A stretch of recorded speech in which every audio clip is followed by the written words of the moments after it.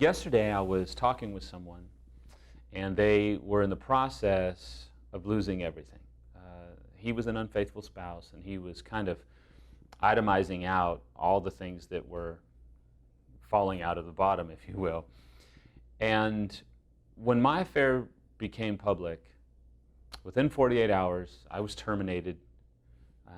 I lost an incredible amount of money, all of my staff, and I had a large staff, all of my friends except for one, and I was surrounded by a litany of successful and professional people within this ministry. They all disowned me. They all disowned Samantha, which was really quite odd, but revealed their hearts. And I remember thinking to myself, I am losing everything, and everything is just falling apart. And I remember sitting with Rick, and he was counseling Samantha and I, and he said, you know, maybe things are falling into place. And I remember laughing, and I looked at Samantha, and she was like, what? And this was early on. We were like, what is he talking? He has no clue. I just was like, falling into place? And he said, well, think about it. And he said, can I be really blunt with you? I said, yeah. He said, you've been a jerk. You've been self-absorbed. Do you think that's the way that Samantha wants to be living with you the next 10 years? And I said, no. And he said, well, maybe things are falling into place. And he was right. And I know that if you are a marriage in crisis, you can look at this season and go, we're losing everything we had known. I know. Absolutely, I get it. But I would like to switch things a little bit for you and ask you, maybe things are falling into place. Because when we were losing everything, I'm sorry, God was rescuing me, and He was rescuing my marriage, and He was rescuing Samantha. He was rescuing me from me. It's the God's honest truth. And He might be doing that for you or your spouse. He was rescuing Samantha from both me and from the Samantha that she was on the way to becoming. That doesn't mean that my affair was her fault. It just means that she wasn't without sin in life.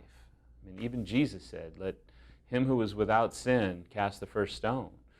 So we were being rescued. And at that point I realized that our pain, the feeling of abandonment that I was feeling was actually an instrument of God's love and salvation, rescuing us from where we were headed. And I wonder if you're not being rescued right now. I wonder if you're not being rescued from yourself. I wonder if you're not being rescued from your spouse at some level. I wonder if you're not being rescued from where you could be in the next 3, 4, 5, 10 years if you don't have this intervention right now. The truth is, a harvest is coming in from the past choices of you or your spouse. And when that harvest comes in, it hurts like hell. But it doesn't mean that you don't have the opportunity for a fresh start. God is the author of fresh starts. And I'll tell you, being rescued, having my harvest come in of my selfishness, was the opportunity to have a fresh start. It was the opportunity to talk about things like we had never talked about them. It was an opportunity to recalibrate. It was an opportunity to be reprogrammed as a husband and as a spouse.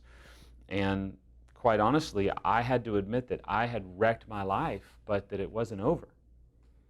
I'd like to go out on a limb and tell you that I think you're probably being rescued. We don't get to decide how we are rescued in life.